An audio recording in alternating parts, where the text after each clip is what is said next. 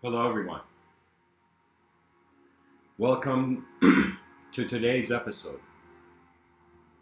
which is titled The Honesty That Replaced Fear. And so, Mr. Within would like to speak about how fear arises from moments of dishonesty.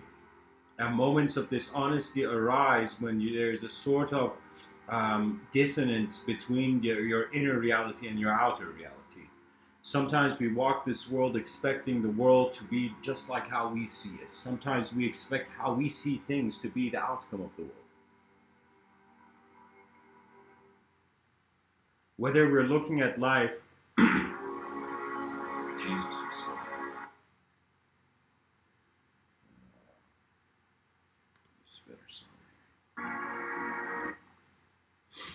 sometimes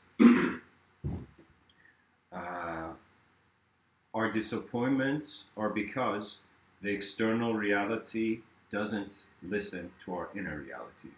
The biggest issue of violence and, in some sense, the breaking of the pride of many people and their arrogance of a bewildered ego, this arises when the inner reality has not been authenticated, has not been respected. If somebody goes and hurts somebody else other than you, you might not care. But if somebody comes and hurts you, your inner reality begins to push back.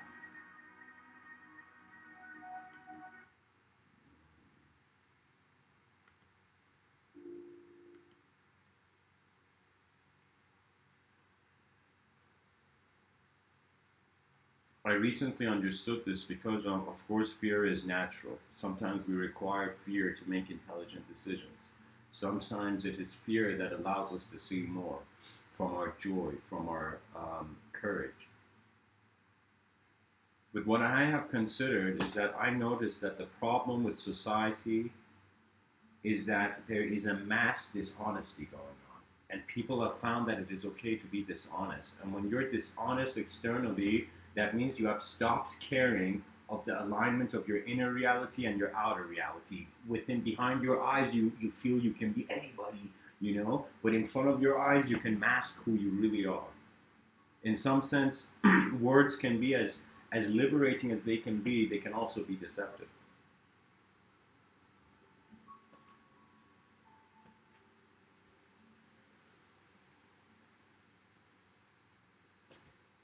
For me, the presence of the unknown was found to be the source of my knowledge. This world is present in such a vast way that when we look at it, we are like one word on a vast empty page called outer space. And so time does march towards all men. I remember when I was younger, I had this very it was more closer to a nightmare. What it was is that in the dream, I was running away from like a group of I don't know, it was people or something. And then I fell and I suddenly saw that army that was marching behind me walked over me. And so when I woke up, I was very startled, this was when I was younger. But I noticed something that is the way the world is. This world is not here to fix your problems, it is here to break you. But while you're in a kind of certain state of an energetic possibility, the best thing you can do is to just be efficient, to use the experience of life. And for me, we're just living on the premise, like the whole civilization. When I look at society, just a second, guys. When I look at society, I just see an external acknowledgement of value. The inner acknowledgement of value is very limited, or it's only found through certain circles.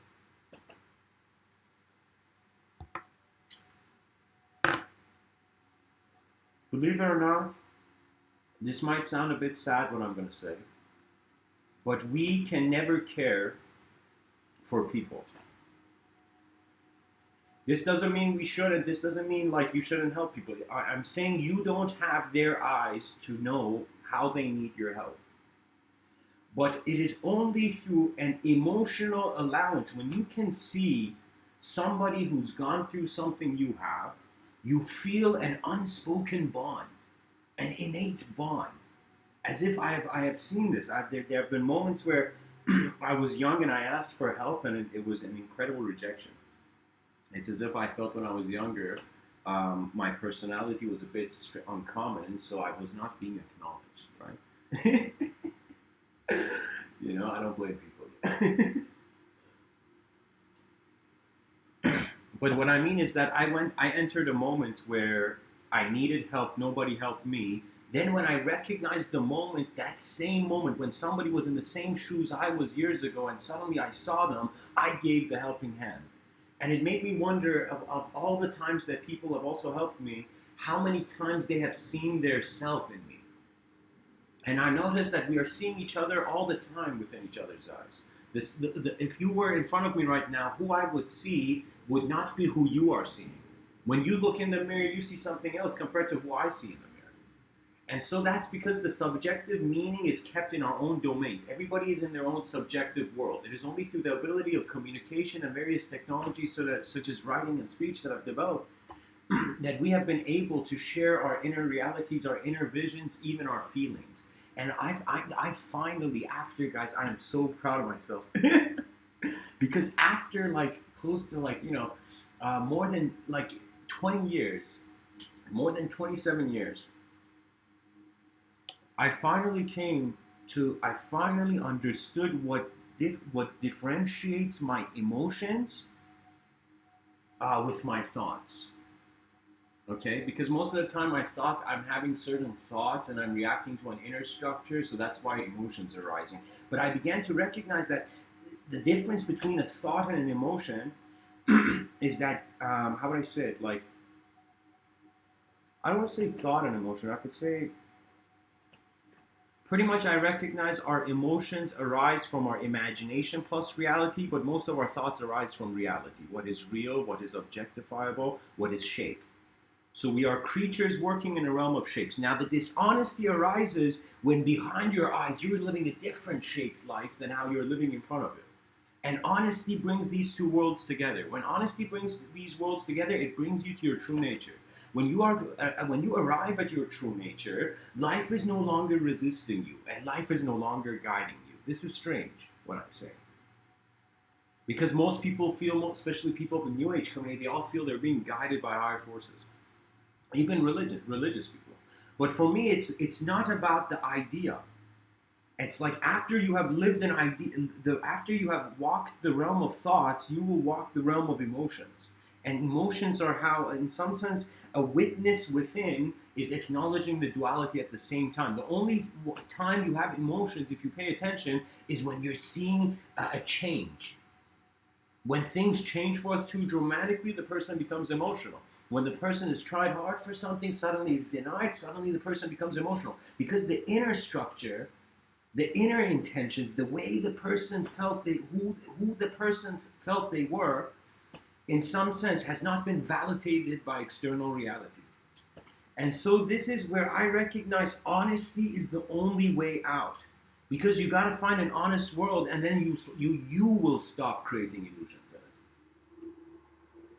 You will walk with the flow of your natural pace of your intelligence. Everybody has a natural pace of intelligence. It's similar to reading, kind of. When I was younger, I had trouble with reading. Oh my God, not trouble. I perfectly understood the grammar, the words, and everything. But when I would read, I could not get that perfect movie in my head, animated, of what the content was saying. But I suddenly one day tried to read fast. And when I read fast, suddenly the movie animated, and I realized I was reading slow my whole life. I was reading at a slower pace. When I increased the speed, suddenly a new domain of ability increased, and a new domain of ability occurred. So sometimes in life they say, you gotta give your effort. You gotta do your great work, as I have even said. But the notion is that what that means is that you allow energy to intensify, and the only way your energies intensify is through trust. That is why you don't go falling in love with every person you see. You see, it is only after you have, in some sense, recognized a sort of, how can I tell you, beauty has a familiar edge. That means sometimes I've seen something and it's been beautiful for me, but the way that beauty has been is as if I've seen a sunset, but behind my eyes there was that wasn't the sunset, wasn't the end of the story. It had a sort of significance, a sort of subjective significance that seemed to be an attention, as if my attention behind my eyes, which is the whole moment now. It wasn't when I was younger, but now if you know the worst case scenario, I watch the moment. Best case scenario, I am the activity of the moment. That means I stopped my game of emotions with change. So in some sense, what I mean by that is that it's like it's like you're in a car right now, but you don't know you're in a car. You think you are the car. You look at the car and you see how objective and in some sense, just atomic it is. Just it's a bunch of particles, a bunch of, it's a sophisticated engineered system. You see the sophisticated engineered system, but nothing from the car can explain the nature of the person in the car. That means if somebody studies a car, they can't know the biological significance of the person in the car. So similarly, that's what I've come to recognize, that what our mind is, it is in some sense the driver of our body. And how the mind is functioning is that in some sense it is a roaming attention through phenomena, through changing phenomena. So we fundamentally are moments that are roaming, just this attention that is roaming through the world. Where the attention goes, it defines itself. And at times it can choose to be so ignorant to itself that it doesn't even see itself. That means when the words of other people are, how would I say it? Words are worlds. And it's very important that after you hear a lot of words from others, you begin discovering the words that come to your mind naturally, the concepts that in some sense arise in your intelligence. And this occurs through that honesty. I can tell you, something, what's worse than fear? Anguish. That means it's not like only the fear is bad, like in that moment something like, let's say your ancestor was going from town to town back in the day, and suddenly they saw like a wild animal gazing at them, like some predator kind of animal, like a tiger or something. So in that moment, fear arises. Fear arises. Now, when the fear arises, if you respond to the fear, you will be pulled in your inner realm. This is so important because if you don't watch fear, if you react to fear, rather than watching it as a phenomenon of occurrence, you will in some sense be caught in that fear. You will be caught in that emotion. And the only way you can recognize that you're not a thought, you're not an emotion, is by finding the honest world that you can explore and trust the results of your exploration. This is the problem of the world. People don't feel theories, or not theories, but like so many people have beliefs. I've often said we're in the era of idea worship. Our ancestors, worshipped idols, and some people came and broke those idols. Now our ancestors are worshiping ideas, and people like me are coming to break these ideas, And I'm not trying to break the idea. I'm trying to reshift the context where the inefficiency has been accepted.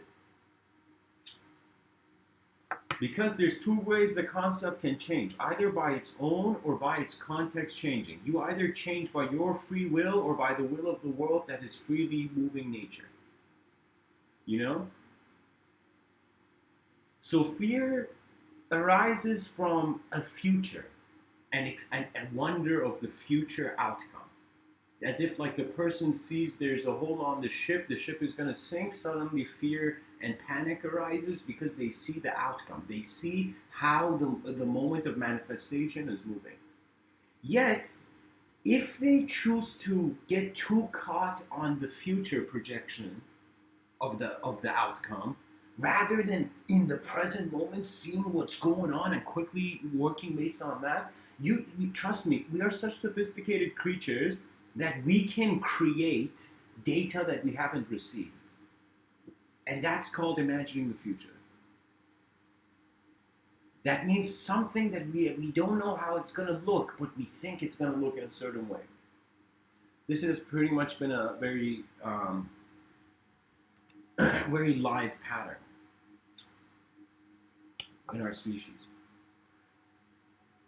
Now, fear, of course, we evolved in some sense our consciousness before separating to recognize itself in the subjective evolution. I feel we evolved into a soul, you know? I feel at some point in history it was all nature, nothing was conscious. Then suddenly something opened its eyes. And how that thing opened its eyes was based on a set of forces put into motion. As if you can look at the laws of nature as billiard balls that are pushed. And as they are pushed, they are abiding by the way the force has been pushed out, has been in some sense entered that realm of change. You know, we as creatures, when I looked at the great philosophers of ancient times, you know, stretching from Aristotle to Nietzsche, and even going to modern Chomsky. Like there's many people in history I have looked at how they have seen the world. That was pretty much my question. I wanted to see how people are looking at this life. And then after really studying different ways of how people are looking, I wondered what is so even though these people see a world, what is seeing that world? And then spirituality became significant. Because spirituality before was a story I was using to run away from confronting the material universe. As if I was like, holy shit, everything dies, better have a backup plan. I'm a soul, yeah. So it was a sort of urge it was a sort of awareness to the future that kind of hammers your beliefs in how you are now. And so the awareness of mortality is the uniqueness that we have that many other animals on this planet don't. This is why our species evolved and others didn't. We recognize, holy shit, we're going to die at some point. Let's do some crazy shit. And we started evolving. You know, of course, I'm very simplifying it. But the main concept I want to say that your fear arises from dishonesty. When you're honest, it doesn't mean, overwhelming stuff doesn't happen to you. It just means you can stare it in the face. When chaos comes, you have experienced a clear order enough not to be pushed. So what I'm trying to tell you is that you become fearless when you know this is how far your moment has come. And you forget about all the past, in some sense, in a moment of confrontation. I remember when I was younger, I used to play a lot of soccer, football. And what I would do is that I remember there were intense moments when the ball would come to me. I just had this understanding, score. Just my mind was saying, okay, the most valuable thing you can do with the ball on your feet in the court is to score it. So what is an easy way to score it? And I would measure the distances of the different people in front of me just intuitively in that moment, and then I would run.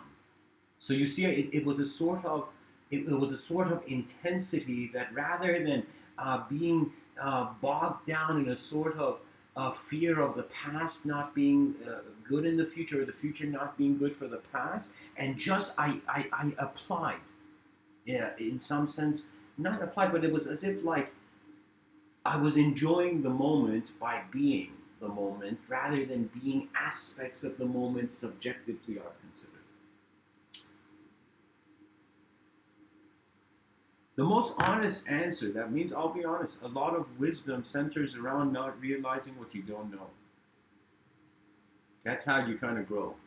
That's how you become wise, because you see an experience and you see the value of that experience, and then next time you come across similar incidents, the value of the experience is there. So this is very fascinating, because right now I'm looking out the window, I'm seeing trees, and I think that I'm seeing trees. But I am seeing just color. My eyes are seeing color. You see, as if the world, if I don't move, is a screen on its own. And so in this screen, what is making that a tree that the wind is moving its leaves is not in objective reality. There is no evidence for thought. There is no evidence for thought, because thought has abstract design yet does not have objective form, objective density. That means I'm going to imagine in my mind an anvil right now, like beside me hovering in the air. And so, why doesn't this anvil fall? Because it is not following the laws of the objective universe. It is not following the laws of science, yet it follows the law of an inner decider, an inner mover of your attention. That is what you are. You are an unknown moment of attention, and this world has been shaping you and sculpting you and spoon feeding you tons of ideology and imagery.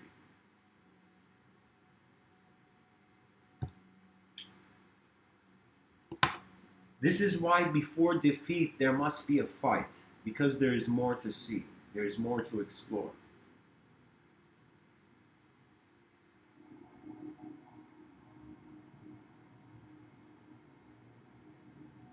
I'm going to guys tell you something I experienced a few days ago.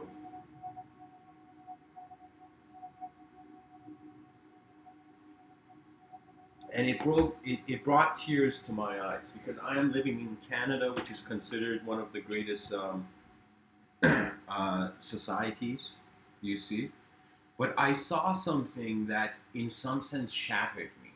Have you ever walked in society and seen something so unfair for another person that it shatters you, it breaks you? Not unfair per se, but when you see something that you feel there could be a better way, that thing could be there.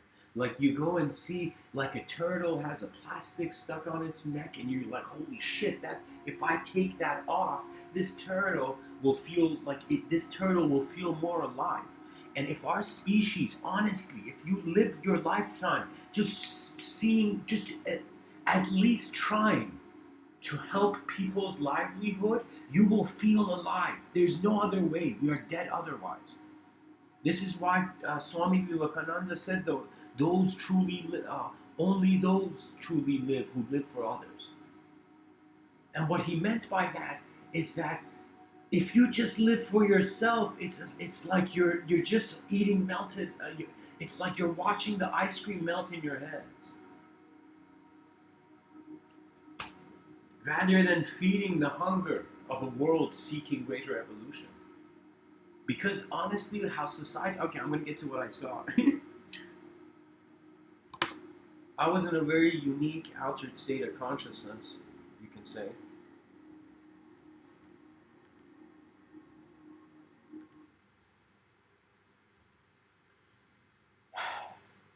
And I saw a very old lady that seemed homeless. Like she was homeless. It was obvious. And she was picking up trash to throw it in the trash. Now, I did something which I don't know if it was right or wrong, but my eyes were filled with tears. I wiped these tears and I smiled suddenly, and I run up to this lady and I just look for whatever change there is in my pocket. And I ask her and I say, can you please take this? And she looks at me, and I felt at first she was like, she was being uncomfortable. But then I told her, this is coming from a good feeling.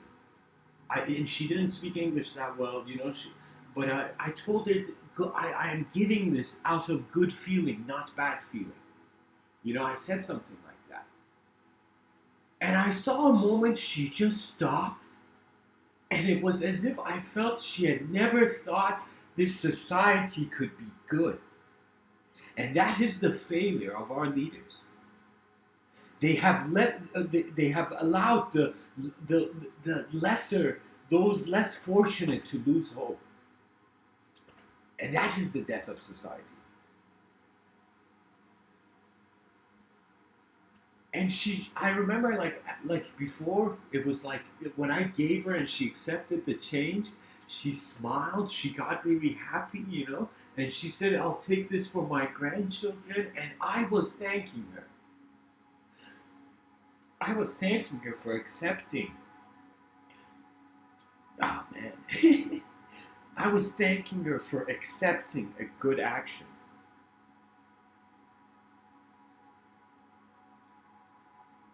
Because that's the problem. We're all bogged down by these senses of pride, yet we're all going through our suffering, feeling that nobody can help us but ourselves. And there is 8 billion of us. Like, how ridiculous is that?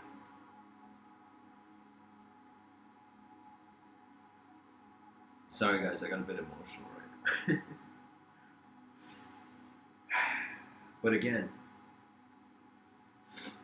as Thomas Jefferson tells us, I don't know if it's Thomas Jefferson or George Washington.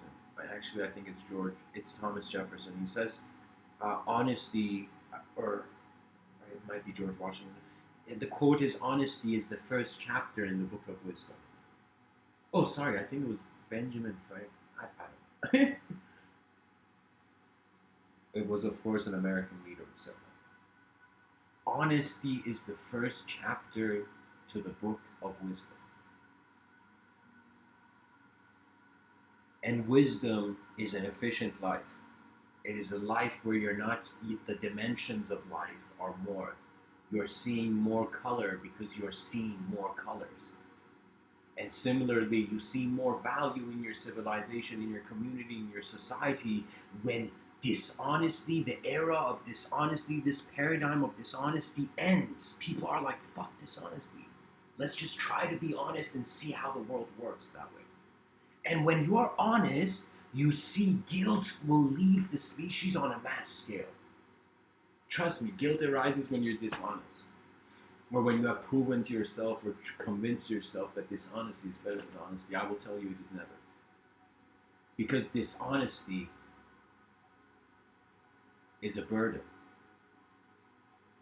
As much as people are suffering as external creatures by the natural forces of the world, they're suffering as internal creatures by the way their attention subjectifies or storifies the realm, reality.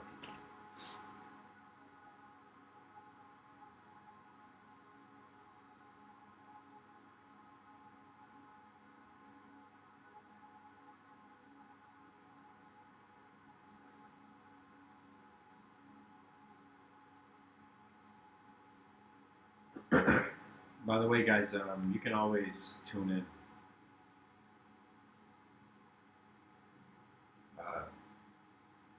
Engage with the conversation. This is a conversation. These live streams.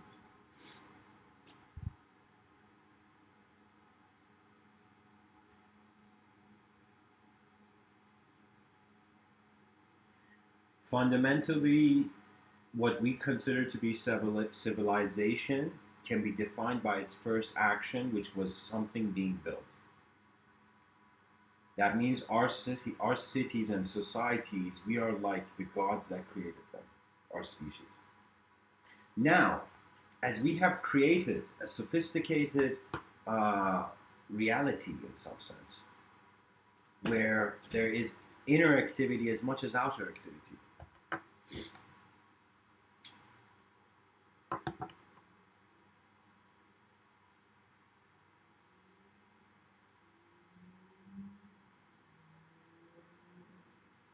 The honest being activates honor. Honor means you have been true to your world. The moment you stop being true to your world, you feel dishonored. The moment somebody, for example, tells you something that you are not, and you feel like an image is imposed on you, that's when, in some sense, you feel dishonored, because the truth, the inseparability of your inner and outer reality, which is one moment of that is being witnessed. How would I say it? Like,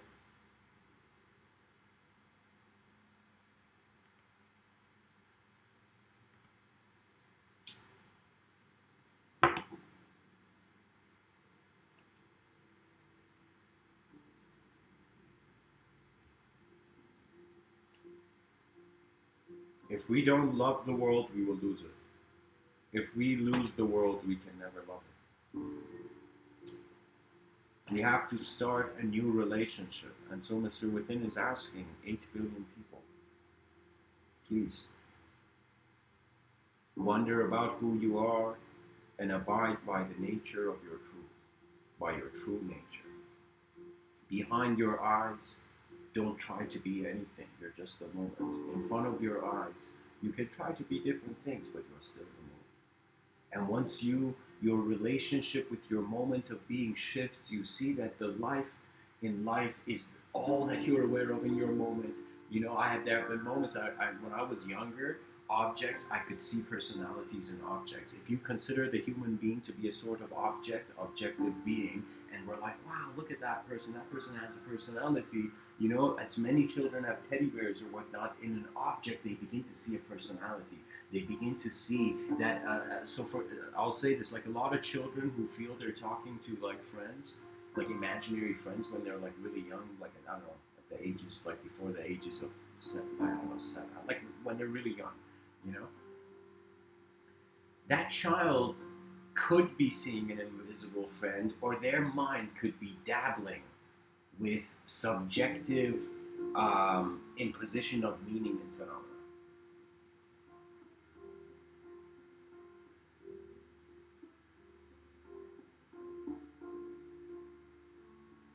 For me, when the microcosm is chaotic, I seek order in the macrocosm.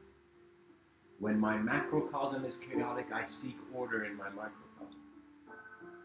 That means I recognize that fundamentally I am given various ways to look at the world. We are like, the moment is a central point, and every view, every memory is an intersection of the central point.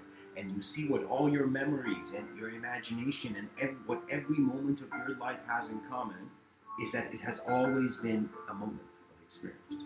And so a moment of experience comes to the experiencer as timeless. Because before the data, time cannot be conceived conceptually unless there is data, unless there is somewhere for time to be applied to. So there's two ways. We're actually born twice. We are born externally, and then we are born internally as a sort of person, thought, name. And we go function in society and civility, but for me, language has become a tool. My personality, my name, and thoughts, when I'm in moments of stillness and silence, I don't even have a thought of myself. Throughout this day, it's very fascinating. Unless somebody calls my name or speaks to me, I'm like the moment. We're just being what it does. Which means that we evoke identity within one another through speech.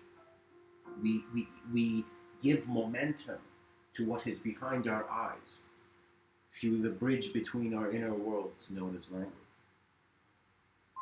I've also said in other talks that language is the skin of the ego, which means how you feel you are mistaken is an image that something is happening.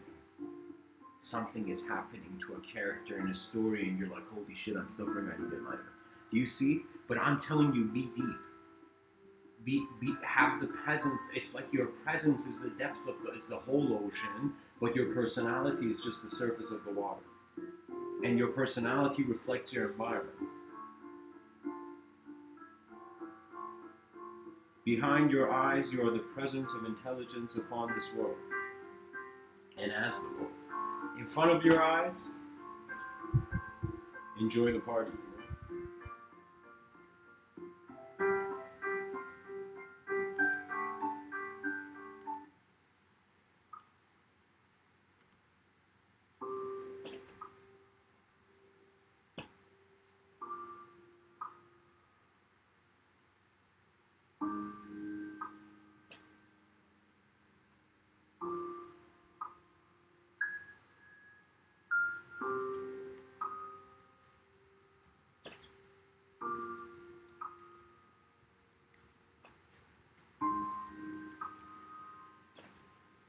Thomas Jefferson, guys. Honesty is the first chapter, and the Book of Wisdom is from Thomas Jefferson.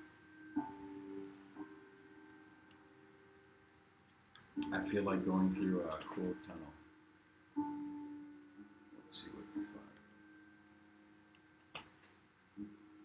find. Franklin D. Roosevelt tells us confidence, ... thrives on honesty, on honor, on the sacredness of obligations, on faithful protection, on unselfish performance. Without them, it cannot live.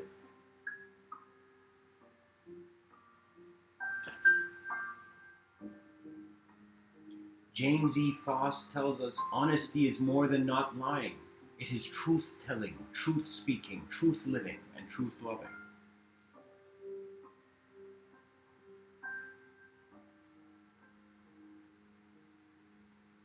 Scott Hamilton tells us the high road is always respected. Honesty and integrity are always rewarded.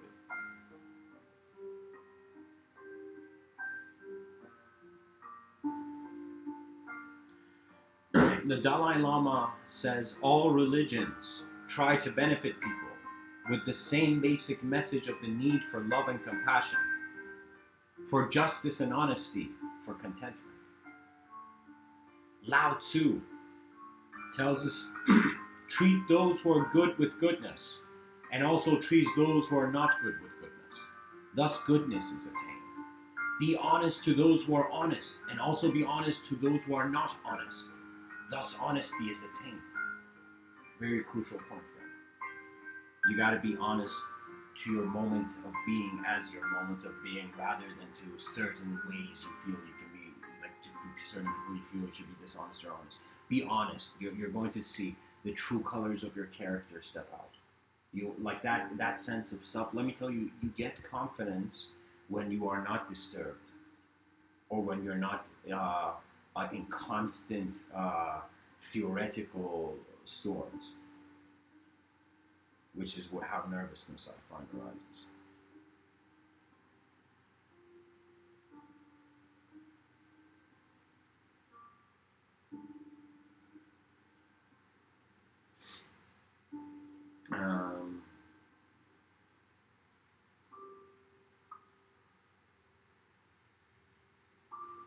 A.R. Rahman tells us when you do something with a lot of honesty, appetite and commitment, the input reflects in the output.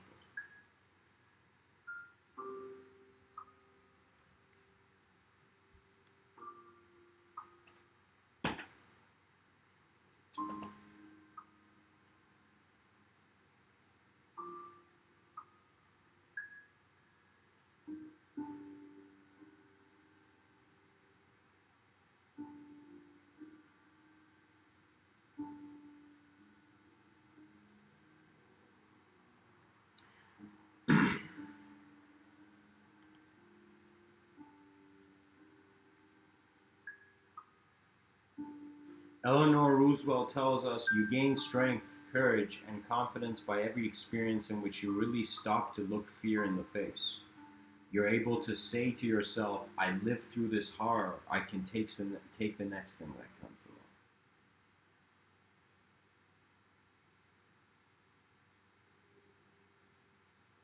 along. Wow, this is a nice quote. It's from George S. Patton. He says, courage is fear holding on a minute longer. Courage is fear holding on a minute longer. Yeah, so it's the response.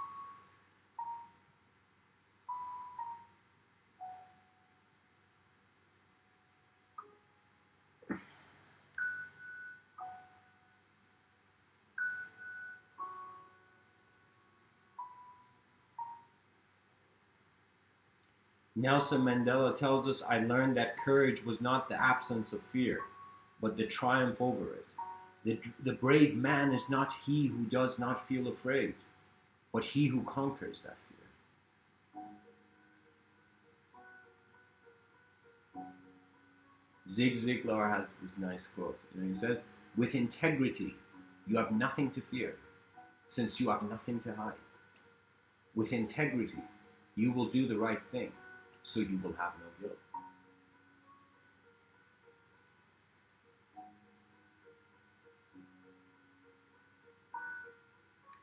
Thich Nhat Hanh says, fear keeps us focused on the past or worried about the future. If we can acknowledge our fear, we can realize that right now we are okay. Right now, today, we are still alive, and our bodies are working marvelously. Our eyes can still see the beautiful sky, our ears can still hear the voices of our loved ones.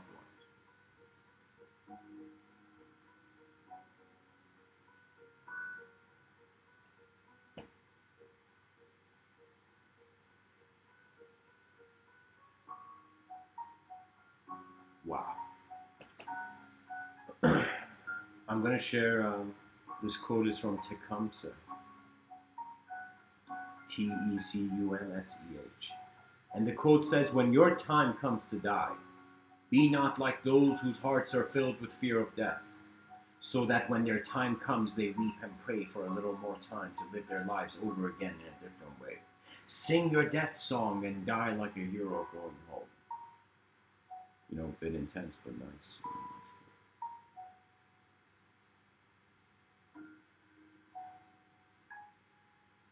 Mark Twain says, "The fear of death follows from the fear of life. A man who lives fully is prepared to die at any time." And the last quote I will share is from Khalil Gibran. "March on, do not tarry. To go forward is to move toward perfection. March on, and fear not the thorns or the sharp stones on life's path."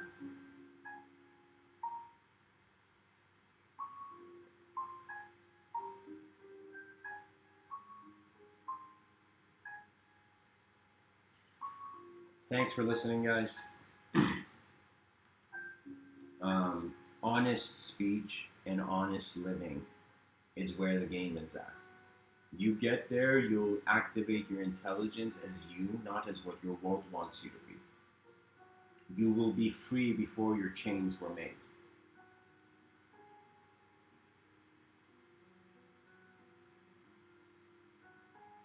Behind your eyes, pure freedom. Fear nothing. No thought, no idea, no stress, no that. Like, these are all conceptual uh, uh, boxes that you fall in.